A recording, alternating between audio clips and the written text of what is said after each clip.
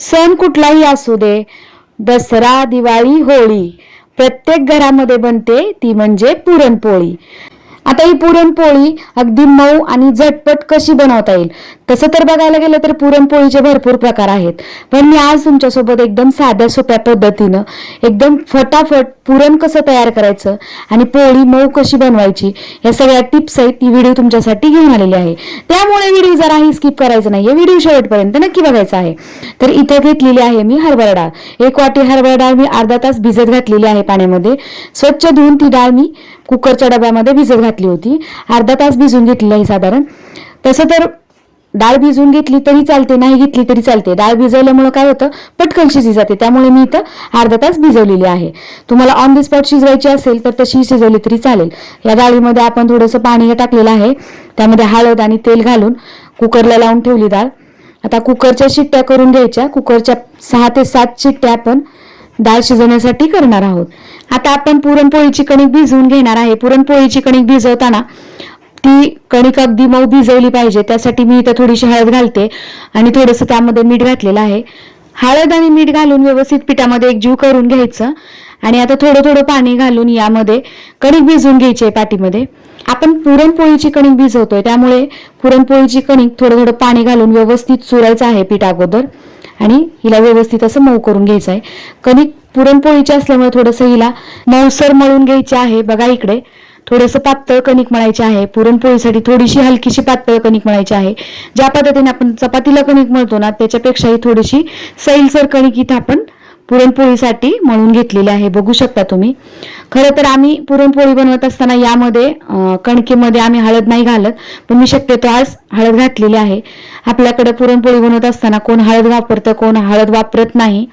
तर इथे आपली पुरणपोळीची कणिक मळून तयार झालेली आहे. इकडे आपल्या कुकरच्या सुद्धा शिट्ट्या झालेल्या आहेत. कुकर थंड करून घेतला थोडासा, कुकरची वाफ काढून घेतली शिट्टीची आणि इकडे बघा डाळ व्यवस्थित अशी शिजलेली आहे. डाळ शिजून झालेली आहे. आता याचं पाणी काढून घेऊया, म्हणजेच येळवणं काढून घेऊया. येळवण्याची कटाची आमटी सुद्धा कशी बनवावी हा सुद्धा व्हिडिओ लवकरच आपल्यासोबत मी शेअर करणार आहे. तर इथे आपण शिजवलेली डाळ चाळणीमध्ये काढून घेतलेलं आहे. सगळं डाळीचं जे शिजलेलं पाणी आहे ते पाणी खाली पाटीमध्ये काढून घेतलेलं आहे. यामध्ये थोडीशी डाळ घातली, कारण येळवण्याची आमटी करण्यासाठी थोडीशी डाळ आपण यामध्ये काढून ठेवायची आणि भाजी करत असताना, आमटी करत असताना ती डाळ आपण व्यवस्थित वाटून त्याची आमटी बनवायची.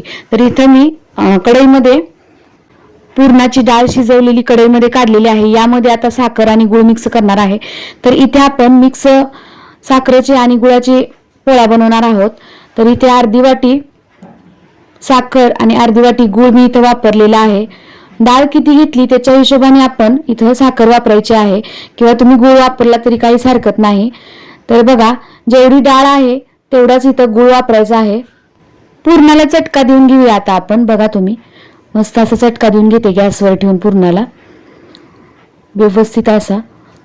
तर माझे या चॅनलवरच्या रेसिपी तुम्हाला कशा वाटतात कमेंट करून नक्की सांगत जावा.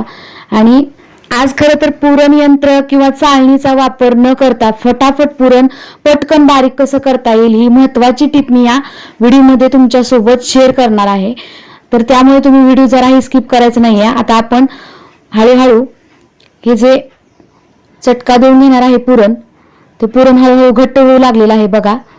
तर पुरण घट्ट झालं की नाही ते कसं ओळखायचं, त्याच्या पुरण एकजीव करून त्याच्यामध्ये ते आपला जो उलटणं आहे ते उलटणं रोवायचं. ते जर उलटणं खाली पडलं तर समजायचं अजून आपल्या पुरणाला चटका व्यवस्थित बसलेला नाहीये. ते उलटणं जर नाही खाली पडलं तर समजायचं आपलं चटका बसलेला आहे आणि आपलं पुरण हे झालेलं आहे. आता मी इथं चटका दिलेलं पुरण जे आहे ते मिक्सरच्या भांड्यामध्ये घालते. तर हो, आज आपण चटका दिलेल्या पुरणाचं मिक्सरमधून वाटून घेणार आहे. इथं मी कुठल्याही प्रकारची चाळणी किंवा पुरण यंत्र, भांड्याचा न पसारा करता इथं आपण फटाफट पुरण वाटून घेत आहे. बघू शकता, अगदी मऊसर असं इथं मी पुरण वाटून घेतलेलं आहे. तर कधी कधी खूप गडबड असते आपल्या मागे आणि सणासुदीला तर आपल्याला पुरणपोळीचा स्वयंपाक बनवायचाच असतो.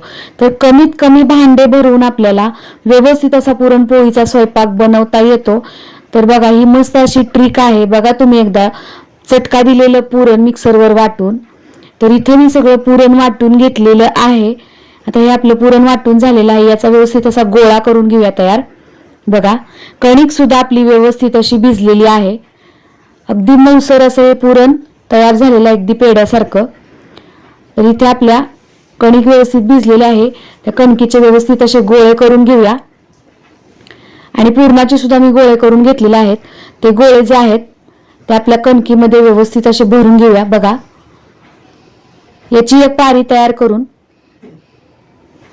मस्त असा पुरणपोळीचा गोळा भरून घेतलेला आहे. बघा, तर आता ही पुरणपोळी व्यवस्थित अशी लाटून घेऊया. बघा, मस्त पिठामध्ये बुडवलं. बरेच जण तेलामध्ये सुद्धा पुरणपोळ्या करतात. बरेच जण पोळपाटाला कपडा वगैरे बांधतात. पुरणपोळी चिटकून फुटू नये म्हणून आपण इथं पोळपाटाला कपडा वगैरे बांधून पुरणपोळी लाटतो. पण मी असं काहीच करत नाहीये. व्यवस्थित अशी पुरणपोळी हलक्या हाताने लाटायची आहे दोन्ही बाजूनी. तर ऑलमोस्ट आपली इथं पुरणपोळी लाटून तयार झालेली आहे. बघू शकता, गॅसवरती तवा गरम करण्यासाठी ठेवलेला आहे. तव्यामध्ये टाकली पुरणपोळी आणि व्यवस्थित अशी हिला आता भाजून घ्यायची आहे. तर एकदा मिक्सरवरती अशा पद्धतीने पुरण वाटून बघा, नक्की आपले पुरणपोळीचा स्वयंपाक हा फटाफट आवरता होईल आणि जास्त पसारा न होता, जास्त भांडेही न भरता आपला इथं पुरणपोळीचा फटाफट स्वयंपाक तयार होईल. तर इकडे बघा, पुरणपोळी भाजून घेऊ. याला आपण तूप तेल काही लावू शकता. तर मी इथं तूप लावते. तूप लावलेल्या खमंग अशा पुरणपोळ्या अगदी घमघमाट सुटलेला आहे. त्या अशा पद्धतीने नक्कीच अशा पद्धतीच्या पुरणपोळ्या करून बघा. बघा किती टम्म अशी फुगलेली आहे आपली पुरणपोळी. हे बघू शकता तुम्ही. मस्त खरपूस होईपर्यंत भाजून घ्यायची आणि तूप लावून व्यवस्थित गरमागरम वाढायला घ्यायची. तर तयार झाली आहे मस्त अशी खमंग अशी आपली इथं मऊ लुसलुशीत पुरणपोळी. तर बाकीच्या सुद्धा इथं पुरणपोळ्या मी तयार करून घेतलेल्या आहेत. बघू शकता, मस्त असं चपचपीत तूप लावलेलं आहे आणि खरपूस होईपर्यंत व्यवस्थित अशा भाजून घेतलेल्या आहेत. अगदी सुंदर आणि सुरेख झालेल्या आहेत. पद्धतीनं पोळ्या करून बघा. कमेंट करून मला नक्की सांगा. अगदी मऊ लुसलुशीत अशा पुरणपोळ्या होतात. नवशिक्या मुलींना माहिती नसतात बऱ्याचशा टिप्स. या व्हिडिओमधून तुम्हाला बरेचसे टिप्स मिळालेल्या असतील अशी मी आशा करते. बघा तुम्ही, अगदी मऊ लुसलुशीत ही पुरणपोळी आहे. तर माझी ही पुरणपोळीची रेसिपी तुम्हाला कशी वाटली कमेंट करून नक्की सांगा. चॅनलवर नवीन असाल तर चॅनलला सबस्क्राईब फॉलो नक्की करा. आणि शुभेच्छा. चला पुन्हा भेटूया अशाच एका छानशा रेसिपी सोबत. तोपर्यंत मस्त खावा आणि मजेत राहावा. Bye everyone.